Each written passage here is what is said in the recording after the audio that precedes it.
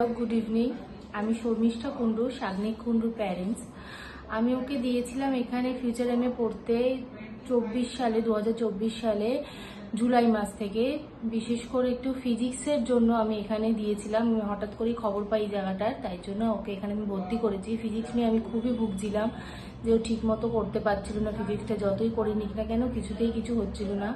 তারপরে এখানে এসে সুদীপ স্যারের সাথে দেখা হয় এবং বলতে নেই মানে 2 মাস যেতে যেতেই আমার ছেলে ফিজিক্সে অনেকটা ইমপ্রুভ করেছে। আমি দেখেছি সেটা খুব ভালো মতো।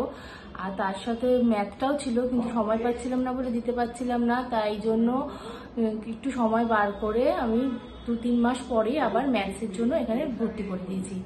আর আপনাদের কাছে তো রেজাল্ট রয়েছে এখন, তার জন্য ও আইসিএসসিতে খুব যথেষ্ট ভালো রেজাল্ট করেছে, 97.4% পেয়েছে। এখনো সেটা সবই সুদীপ স্যারের জন্য।